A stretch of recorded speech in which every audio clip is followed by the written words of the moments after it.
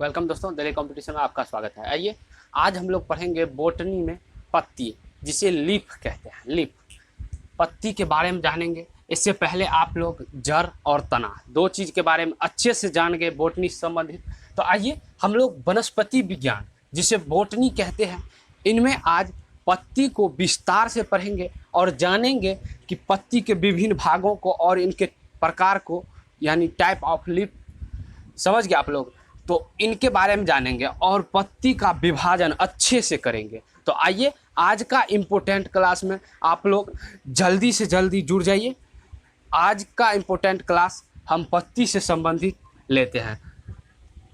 चलिए, तो सबसे पहला टॉपिक है पत्ती में। सबसे पहला टॉपिक कहता है कि ये पौधे का पारस भाग होता है। लेटरल पौधे का पारस भाग होता है।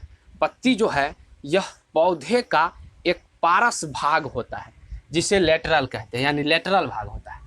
प्रकाश संश्लेषण के फलस्वरूप गैसों का विनिमय होता है। प्रकाश संश्लेषण होता है, उनके फलस्वरूप गैसों का विनिमय होता है। इसमें पौधे जो है वो CO2 यानी कार्बन डाइऑक्साइड लेता है और O2 छोड़ता है, ऑक्सीजन छोड़ता है। समझ रहे हैं आप लोग बातों को कि जब प्रकाश संश्लेषण के फलस्वरूप गैसों का विनिमय होता है तो ऐसी दशा में पौधे CO2 लेगा और O2 छोड़ेगा। इतना आप लोग समझ गए। अब है कि पत्ती पर छोटे छोटे छिद्र पाए जाते हैं। आपको दिखाई नहीं देता है, लेकिन बहुत छोटा छोटा छिद्र पाया जाता है पत्ती पर, जिसे हम लोग एस्टोमेटा कहते हैं। क्या कहते हैं? एस्टोमेटा। याद रखिए आप लोग, पत्ती पे छोटे छोटे छिद्र पाया जाता है, बहुत छिद्र पाए जाते हैं जो कि हमें दिखाई नहीं देते, लेकिन छोटे छोटे छिद्र पाए जाते हैं, जिन्हें हम लोग एस्टोमेटा कहते हैं। आइए अब है पत्ती का विभाजन। हम लोग पत्ती का विभाजन अच्छे से देखते हैं। समझिए बातों को, इम्पोर्टेंट क्लास है। आप लोग को बोटनी से संबंधित कोई प्रश्न एग्जाम में नहीं छूटेगा, बस आप लोग ध्यान दीजिए। इससे पहले आप लोग जड़ और तना दो चीज़ के बारे में अच्छे से समझ गए थे, कोई प्रॉब्लम नहीं था। अब है पत्ती। तो पत्ती आप लोग इतना समझ गए। अब हम लोग पत्ती के विभाजन के बारे में समझेंगे कि पत्ती के किस भाग को क्या कहते हैं। तो आइए आप लोग इन पत्ती के फिगर को ध्यान से देखिए। क्या इसी प्रकार का पत्ती रहता है? आपको पता है ऐसा ही पत्ती रहता है, ये इस प्रकार का पत्ती रहता है। तो आइए हम इसमें जानते हैं किसे क्या कहते हैं। तो चलिए, सबसे पहला है कि देखिए, ये पत्ती का जो डंटी निकला रहता है पीछे से, जो पेड़ के तना में लगा रहता है डंटी, वो डंटी को वृंत कहते हैं। क्या कहते हैं? वृंत कहते हैं। वृंत, पेसियोल कहते हैं। समझ रहे हैं आप लोग बातों को। पत्ती के पीछे जो डंटी निकला रहता है, उन डंटी को वृंत या पेसियोल कहते हैं। समझ रहे हैं बातों को। उसके बाद है कि पत्ती में देखिएगा इस प्रकार की आकृति बना रहता है। आप लोग गौर से कभी कोई पत्ती लीजिएगा और इसमें देखिएगा इस प्रकार का फिगर बना रहता है, इस प्रकार का। और ये जो लाइन है, लंबा वाला लाइन, ये छोटा वाला नहीं, ये लंबा वाला जो है, इसे हम लोग वेन कहते हैं। वेन। बातों को ध्यान से देखिए, बातों को ध्यान से। आपको पता है, देखिए इस प्रकार का पत्ती रहता है। इस पत्ती में इस प्रकार का रहता है, और इसमें जो ये वाला भाग है ना, ये वाला इस प्रकार का जो बना रहता है, इन भागों को वेन कहते हैं। देखिए यहाँ पे दिया हुआ, इन भागों को वेन कहते हैं। समझ रहे हैं बातों को? वेन। तो आप लोग समझ गए वृंत और वेन, दो चीज समझ गए कि किसको वृंत कहते हैं, किसको पेसियोल कहते हैं और किसको वेन कहते हैं। इन बातों को समझ रहे हैं। अब है, ये तो आप लोग समझ गए कि ऐसे वाले को वेन कहते हैं, लेकिन इसमें ऐसे करके लगा दिया रहता है, इसमें भी सब में लगा हुआ है। तो अब ये जो ऐसे करके लगा हुआ है, ये आप लोग देखिएगा कभी कभी गौर से, पत्ती में इस प्रकार की फिगर बना रहता है। आप लोग कभी कोई सा भी पत्ती उठाइए, हर एक पत्ती में फिगर बना रहता है इस प्रकार के। तो पहले ये लंबा लंबा करके रहेगा, उसके बाद ये छोटा छोटा बना रहेगा। तो इन छोटे छोटे वाले, ये नोकीला वाले भाग को वेनलेट कहते हैं। क्या कहते हैं? वेनलेट। यानी ये लंबा वाले को वेन, ये लंबा वाले को वेन, और इन छोटे वाले भाग को, इन छोटे वाले भाग को वेनलेट। तो समझ रहे हैं बातों को? वेन और वेनलेट किसे कहते हैं, इतना समझ गए। अब है कि पत्ती के जो साइड वाले भाग रहते हैं, ये साइड वाले लाइन, मान लीजिए ये पत्ती है, इनके जो ये साइड वाले भाग हैं इनको कहते हैं मार्जिन। क्या कहते हैं? मार्जिन। याद रखिए, एग्जाम में पूछा जाता है, कई बार ऐसे प्रश्न आए हैं, कई बार ऐसे प्रश्न आए हैं। तो आप लोग याद रखिए, क्या कहते हैं इसे? मार्जिन कहते हैं, मार्जिन। याद रखिए, मार्जिन। इन पत्ती के साइड वाले लाइन को मार्जिन कहते हैं। अब बात है कि ये पत्ती का जो बीचों बीच एक लाइन गया रहता है, बीचों बीच देखिएगा कभी कभी ये डंटी वाला भाग, जो कि ये डंटी वाला भाग पूरे पत्ती के अंदर में पीछे से मोटा, थोड़ा पतला पतला पतला पतला होते होते आगे में पूरा पतला हो जाता है। ये जो लाइन रहता है उसे क्या कहते हैं? तो उसे मिडरिप कहते हैं, मिडरिप। बातों को ध्यान दीजिए, मिडरिप कहते हैं इन लाइन को, इन लाइन को मिडरिप कहते हैं, मिडरिप। समझ रहे हैं? समझ रहे हैं बातों को? मिडरिप किसे कहते हैं? तो आप लोग समझ गए कि ब्रिंथ, पेशियोल, वेन, वेनलेट, मार्जिन और मिडरिप। इतना तो आप लोग समझ गए। समझ गए बातों को? ध्यान दीजिए, इम्पोर्टेंट टॉपिक है पत्ती से संबंधित। अब है कि ये नोकीला वाले भाग आप देखे होंगे हर एक पत्ती में रहता है। जैसे मान लीजिए पीपल की पत्ती, पीपल की पत्ती का आकार ये गोलायम दिल जैसे रहता है, थोड़ा इस प्रकार के गोलायम रहता है, और यहाँ पे लेकिन नोक तो बहुत बड़ा रहता है इन पीपल के पत्ती का, और यहाँ पे एक डंटी रहता है। इस प्रकार की पीपल की पत्ती रहता है। तो आप लोग इन बातों को ध्यान दीजिए। समझ रहे हैं बातों को? समझ रहे हैं? अब ये नोकीला वाला भाग जो है, ये नोकीला वाला भाग को एप्रेक्स कहते हैं। क्या कहते हैं? एप्रेक्स कहते हैं। याद रखिए, इन 5-6 टॉपिक जो कि इनसे संबंधित एग्जाम में बहुत सारे प्रश्न आते हैं, बहुत सारे प्रश्न बनते हैं, आप लोग को याद रखना है। तो आप लोग समझ गए बातों को कि पत्ती का जो डंटी होता है उसे ब्रिंथ और पेशियोल कहते हैं। उसके बाद पत्ती में जो ये सीधा लंबा वाला लाइन होता है, बीचों बीच जो गया रहता है, उसे मिडरिप कहते हैं। उसके बाद जो ये दोनों साइड बड़ा बड़ा लाइन निकला रहता है उसे वेन कहते हैं। और उसके उस बड़े बड़े लाइन जो निकला रहता है उस पर एक छोटा छोटा करके बना रहता है तीर की तरह, उसे वेनलेट कहते हैं। और पत्ती की जो साइड वाले दोनों लाइन रहता है जिससे ये पत्ती का आकार दर्शाता है उसे मार्जिन कहते हैं, मार्जिन। और ये नोकीला वाले भाग को एप्रेक्स कहते हैं। क्या कहते हैं? एप्रेक्स। तो आप लोग इतना समझ गए अच्छे से, कोई प्रॉब्लम नहीं है। यदि कोई प्रॉब्लम है आप लोग कमेंट कर सकते हैं, कमेंट कर सकते हैं, हम फिर से आपको बताएंगे पत्ती से संबंधित। तो बातों को ध्यान दीजिए। अब है, कहता है कि इसके पूरा भाग को ब्लेड कहते हैं। क्या कहते हैं? ब्लेड। यानी इन सारे भागों को ब्लेड कहते हैं। समझ रहे हैं बातों को? ध्यान दीजिए, इम्पोर्टेंट टॉपिक है। कहेगा पत्ती के विभाजन के पूरे प्रोसेस यानी पूरे प्रक्रिया को क्या कहते हैं? तो ब्लेड कहते हैं। समझ रहे हैं? एग्जाम में आता है, ऐसे क्वेश्चन कई बार आया है, लोग फंस जाते हैं, लेकिन बहुत इजी है। आप लोग याद रखिए, बस याद तो रखना ही पड़ेगा, बिना याद के सिवा कुछ नहीं है। बातों को समझिए और बातों पे ध्यान दीजिए। तो चलिए, आप लोग इतना समझ गए, इतना समझ गए आप लोग। अब हम लोग देखते हैं टाइप ऑफ लीफ।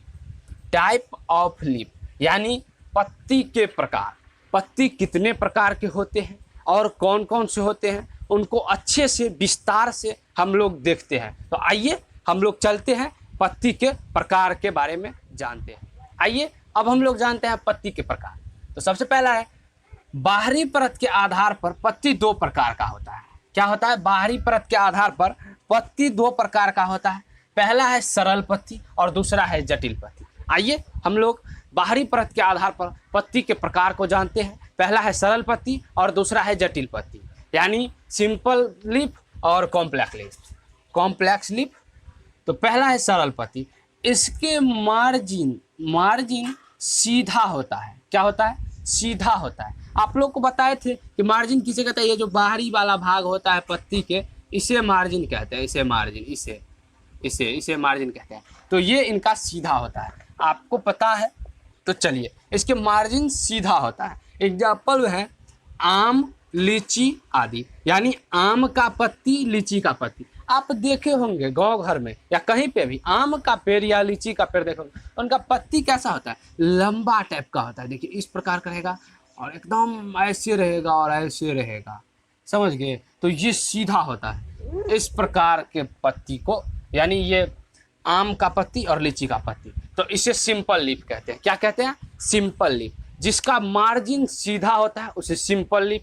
समझ रहे हैं बातों को? ध्यान दीजिए, बातों को ध्यान दीजिए, इंपॉर्टेंट। एग्जाम में आता है कि सरल पत्ती का एग्जाम्पल क्या है, सरल पत्ती किसे कहते हैं? तो सरल पत्ती आम के पत्ती को, लीची के पत्ती को इत्यादि, यानी जिसका मार्जिन सीधा हो।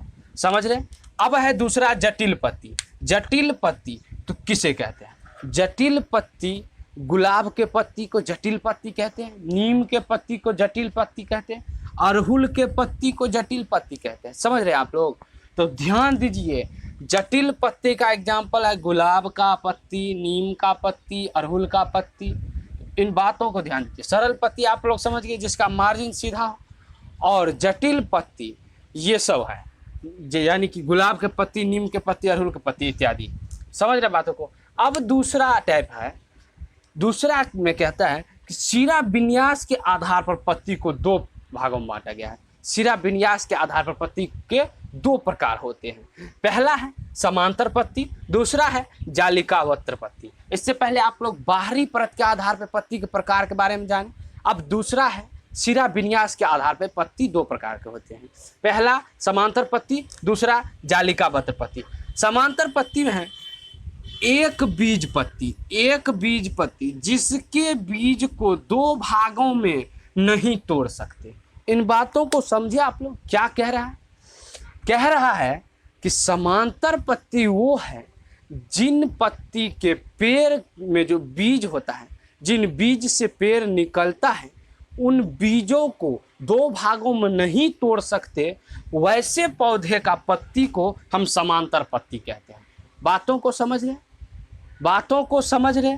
तो इनका एग्जाम्पल है केला, मक्का, गेहूं, धान इत्यादि।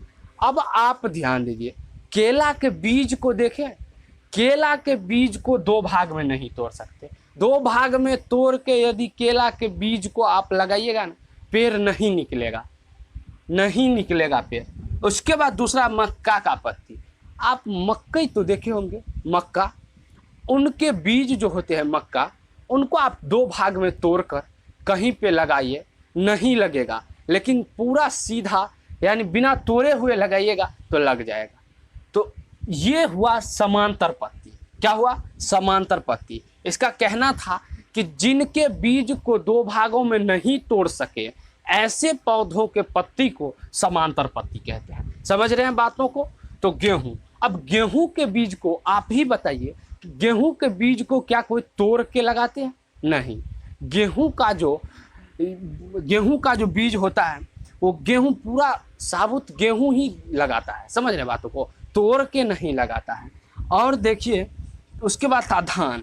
धान कभी देखे आप लोग कि धान को दो टुकड़ा में बांट कर लगाते हुए? नहीं लगाता है। धान सीधा ही छीटा जाता है, धान खेत में, और उससे जो निकलता है विरार, उन विरार को उखाड़ के एकदम गीला स्थान पर रोपा जाता है। यानी खेत में जो लगाता है उसमें कदवा करता है। उसके बाद इन धान के विरार को रोपता है, हाथ से रोपता है। समझ गए? उससे पहले इनके विरार को, इनके पेड़, छोटे छोटे पौधे बनाने के लिए इन धान को ही यानी पूरा दिया जाता है, पूरा रोप दिया जाता है। समझ गए? पूरा छीटा जाता है, ना कि तोड़ के। तो आप लोग बातों को समझ के, समांतर पत्ती किसे कहते हैं? जिसके बीज को नहीं तोड़ सके समांतर पत्ती वैसे पौधों में। अब है जालिका वक्त्र पत्ती। जालिका वक्त्र पत्ती, समांतर पत्ती, जालिका वक्त्र पत्ती शिरा विन्यास के आधार पे। तो जालिका वक्त्र पत्ती क्या कहता है? कहता है कि जिन बीजों को आप दो भागों में तोड़ सकते हैं वैसे पौधों के पत्ती को जालिका वक्त्र पत्ती कहते हैं। बातों को समझ रहे कि जिन पौधों के बीज को दो भागों में तोड़ सकते हैं उन पौधों में जो पत्तियां होती हैं उन्हें जालिका वक्त्र पत्ती कहते हैं। एग्जाम्पल में है धनिया, आलू, चना और आम इत्यादि आदि। आप लोग बातों को समझ रहे हैं। धनिया को आप दो टुकड़ा कर लीजिए बीज से और फिर भी लगाइएगा तो ये धनिया का पौधा निकल जाएगा। आप आलू तो देखे होंगे, आलू को लोग काट कर भी लगाता है, आलू को 4 भाग में भी काट देता है, समझ गए आप लोग, और फिर भी लगाओगे ना तो आलू का पेड़ निकल जाएगा। समझ रहे बातों को? एक आलू से बहुत पेड़ निकलता है और बहुत आलू भी होता है एक पेड़ में। तो इन बातों को ध्यान दीजिए। और चना, आप चना तो देखे होंगे, चना 2 भागों में विभक्त रहता है। आप चने के छिलके को निकाल दीजिएगा और देखिएगा चना 2 भागों में रहता है चिपका हुआ। उन दोनों भागों को आप यदि छुड़ा के लगाइएगा ना फिर भी उनका पेड़ निकलेगा। लेकिन लोग चना को वैसे ही लगा देता है और उनमें से 2 पेड़ निकलता है। समझ रहे बातों को? 2 पेड़ निकलता है। तो इन बातों को समझ गए चना बारे में। और आम का, आप जो आम खाते होंगे उनके अंदर में जो रहता है गुठली यानी आम के बिया, जिसे हम लोग देहाती भाषा में आठी या कोयली कहते हैं, उन आठियों को आप कभी देखिएगा, दवा भी बनता है इनसे, तो आप उन आठियों के टाइट वाले भाग को ऊपर से छील दीजिएगा और अंदर में जो रहता है, या फिर देखिएगा जब आम कच्चा रहता है जैसे टुकला सब होता है ना, टुकला सब, उस स्थिति में आप आम को फोड़िएगा तो उसके अंदर में जो बिया रहता है ना वो बिया 2 भागों में बटा रहता है। समझ रहे बातों को? तो वो यानी एक आम के आठियों से या बियों से या कोयलियों से 2 पेड़ निकलता है। समझ रहे बातों को? तो इसे ही हम लोग, तो ऐसे पौधों के पत्ती को जालिका वक्त्र पत्ती कहते हैं। यानी आम के पत्ती को भी हम जालिका वक्त्र पत्ती कहेंगे, लीची के पत्ती को जालिका वक्त्र पत्ती नहीं कहेंगे। समझ रहे हैं बातों को? लेकिन आम के पत्ती को जालिका वक्त्र पत्ती कहेंगे और इसे सरल पत्ती भी कहेंगे। तो ये बाहरी परत के आधार पे और ये शिरा विन्यास के आधार पे। तो आपको एग्जाम में पूछेगा कि सरल पत्ती यदि किसे कहते हैं तो आम के पत्ती, लीची के पत्ती, समझ रहे हैं, जिनका मार्जिन सीधा होता है। और यदि कहे कि जालिका वक्त्र पत्ती किसे कहते हैं तो आप लोग कहिएगा जिनके बीजों को 2 भागों में विभक्त हो जाता है और उनसे भी पेड़ या पौधे निकल जाता है, ऐसे पेड़ के पत्तियों को जालिका वक्त्र पत्ती कहते हैं। इन बातों को समझ गए? तो चलिए अब कुछ इम्पोर्टेंट पत्ती है जो कि हम 4-5 पत्ती है जो कि हम उनके बारे में अच्छे से विस्तार से एक एक करके बता रहे हैं। तो आप लोग बस ध्यान दीजिए, ध्यान से बातों को सुनिए। तो आइए हम लोग जानते हैं कुछ इम्पोर्टेंट पत्ती है और कुछ ऐसे स्थानों हैं जहाँ पे उगते हैं और इनका आकार अलग से टाइप का होता है। तो कहता है कभी कभी कुछ पत्तियाँ अलग रूप से ढाल ले लेती है, यानी कभी कभी है ना कोई सा पत्तियाँ ना किसी अलग तरह का यानी डिजाइनिंग वो कर लेता है, अलग तरह का उटपटांग जैसे लगेगा देखने में। समझ रहे हैं आप लोग बातों को? अलग प्रकार की ढाल कर लेती है। तो पहला है कि चट्टानों पे उगने वाले पौधे, यानी जो चट्टान पे उगते हैं ना पौधे, उनको क्या कहते हैं? मरुस्थल पे पौधे उगते हैं उनको क्या कहते हैं? पानी में उगने वाले पौधे क्या कहते हैं? और नमी में उगने वाले पौधों को क्या कहते हैं? तो आइए हम लोग इन सब के बारे में जानते हैं। पहला है चट्टानों पे उगने वाले पौधे। चट्टानों पे उगने वाले पौधे को लिथोफाइटिक कहते हैं। क्या कहते हैं? लिथोफाइटिक। जो पौधे चट्टानों पे उगता है ना, आप लोग चट्टान समझते हैं, जो पौधे चट्टानों पे उगता है ना उसे लिथोफाइटिक कहते हैं। दूसरा है कि मरुस्थल पे उगने वाले पौधे, मरुस्थल। जो पौधे मरुस्थल पे उगते हैं ना, जो पौधे मरुस्थल पे उगते हैं ना, मरुस्थल पे, उसे जीरोफाइट कहते हैं। क्या कहते हैं? जीरोफाइट। जीरोफाइट। चट्टानों पे उगने वाले पौधे लिथोफाइटिक, मरुस्थल पे उगने वाले पौधे जीरोफाइट। उसके बाद है तीसरा पानी में उगने वाले पौधे, तो हाइड्रोफाइटिक। क्या है? हाइड्रोफाइटिक।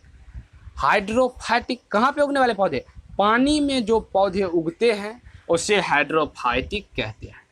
और चौथा है नमी में उगने वाले पौधे, तो हेलोफाइटिक। क्या है? हेलोफाइटिक। तो आप लोग इन 4 पौधों के बारे में समझ गए बातों को कि चट्टानों पे जो पौधे उगते हैं उसे लिथोफाइटिक, मरुस्थल पे जो पौधे उगते हैं जीरोफाइट, पानी में उगने वाले पौधे हाइड्रोफाइटिक और नमी में उगने वाले पौधे एलोफाइटिक। इन 4 बातों को समझ गए। अब है कि किसी किसी पौधे में आगे की तरफ स्प्रिंग की आकार का संरचना बन जाती है, जिसको हम लोग टेंडरी कहते हैं। अब कहते हैं कि ये स्प्रिंग के आकार जैसे हम क्यों कहें? स्प्रिंग के आकार देखें आप लोग, कभी कभी कोई पौधा जो ऐसा होता है जिसमें एक लंबा जैसे निकल जाएगा, एक लत्ती की तरह पतला टहनी जैसे निकल जाएगा, और वो स्प्रिंग की तरह ऐसे ऐसे घूम घूम कर किसी चीज़ को पकड़ लेता है। जैसे आप लोग देखे होंगे किसी चीज़ का लत्ती के बारे में, यानी कदीमा का लत्ती, घेरा का लत्ती, किसी चीज़ का लत्ती आप लोग ले लीजिए, हर एक लत्ती में ये होता ही है, ये स्प्रिंग की आकृति बनता है। वो उनकी जो तना होती है ना, उन तना से निकले हुए छोटे छोटे आकर वो स्प्रिंग तरह बन जाता है। और किसी जैसे मान लीजिए एक डंटा आप लगा दीजिएगा वो लत्ती के यानी लत्ती में, तो डंटा को स्प्रिंग लपट लेगा अपने आप को, समझ गए? यानी किसी दीवार पे या किसी छत पे लोग देता है, ले जाता है उन लत्तियों को, तो दीवार से लिपट कर ऊपर चला जाता है, समझ गए आप लोग? तो इसी प्रकार का जो स्प्रिंग के आकार का, इसी को हम स्प्रिंग कहे, समझ गए? तो किसी किसी पौधे में आगे की तरफ स्प्रिंग के आकार का संरचना बन जाती है, जिसको हम लोग क्या कहते हैं? टेंडरी कहते हैं। उन स्प्रिंग को क्या कहते हैं? टेंडरी। क्या कहते हैं? टेंडरी। आप लोग याद रखिए, एग्जाम में बहुत बार आया है ऐसे क्वेश्चन कि लत्ती में जो स्प्रिंग का आकार का बना रहता है उनको क्या कहते हैं? तो टेंडरी कहते हैं। क्या कहते हैं? टेंडरी कहते हैं। अब है किसी किसी मिट्टी में नाइट्रोजन की कमी रहती है। हाँ, ये बात तो सही है कि किसी किसी मिट्टी में नाइट्रोजन की कमी रहती है। तो ऐसे पौधों नाइट्रोजन ग्रहण करने के लिए कीटों का भक्षण करते हैं। क्या करते हैं? कीटों का, कीड़ा मकोड़ा, वो जो कीड़ा सब होता है ना, छोटा छोटा कीड़ा सब, उनका भक्षण करते हैं। कौन भक्षण करते हैं? तो पौधे। नाइट्रोजन की कमी रहती है, इसलिए आप लोग समझ गए कि जब कोई मिट्टी में जहाँ पे पौधा हो और वहाँ के मिट्टी में नाइट्रोजन की कमी हो, तो वैसे पौधे नाइट्रोजन के लिए कीटों का भक्षण करते हैं। ऐसे पौधों को पर्णघट या पिंटचर प्लांट कहते हैं। क्या कहते हैं? पिंटचर प्लांट। समझ रहे हैं आप लोग? पिंटचर प्लांट यानी जिन पौधों को कीटों का भक्षण करके नाइट्रोजन उत्पन्न करना होता है, उन पौधों को पर्णघट या पिंटचर प्लांट कहते हैं। आप लोग इतना समझ गए तो पत्ती का क्लास आज खत्म हुआ। आप लोग पत्ती से संबंधित यदि कोई प्रॉब्लम है कमेंट कर सकते हैं, शेयर कीजिए, सबसे ज़्यादा आप लोग शेयर कीजिए, तब तो कमेंट आएगा। किसी को यदि प्रॉब्लम होगा कि नहीं सर ऐसे नहीं ऐसे होगा, ये ऐसे नहीं ऐसे होगा, आप इसको गलत बता दिए, तो ऐसे ऐसे कमेंट आना चाहिए। लेकिन अभी तक एक भी कमेंट गलत का नहीं आया है। आप लोग ध्यान दीजिए, यदि कहीं पे, मैं भी इंसान हूँ, यदि कहीं पे गलत होता है तो आप लोग ध्यान दीजिए और कमेंट कीजिए। लेकिन आप लोगों को तो गलत कहीं पे पकड़ना आता नहीं।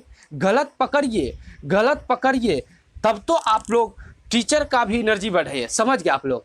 तो आप लोगों को गलत पकड़ना सबसे इम्पोर्टेंट है। गलत पकड़िए, क्या हम गलत पढ़ाए हैं, क्या दिक्कत है, कोई प्रॉब्लम है, आप फटाक से पूछिए, कोई शर्माने की बात नहीं। आप लोग कमेंट कर सकते हैं। समझ गए बातों को? तब तो हम फिर आपके लिए पत्ती से संबंधित नया क्लास लाएंगे।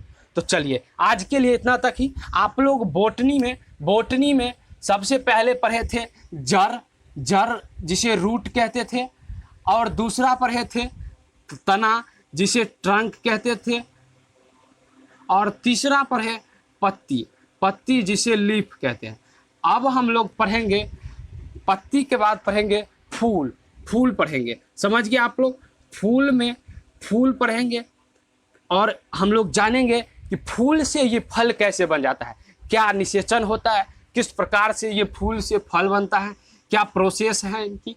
तो अगला बोटनी का क्लास में हम लोग फूल के बारे में अच्छे से जानेंगे। तो आप लोग अगला बोटनी क्लास में ज़रूर जुड़िएगा, फूल से संबंधित ज़रूर नॉलेज लीजिएगा, किस प्रकार से ये फूल से फल बन जाता है इनके बारे में हम अच्छे से बताएंगे।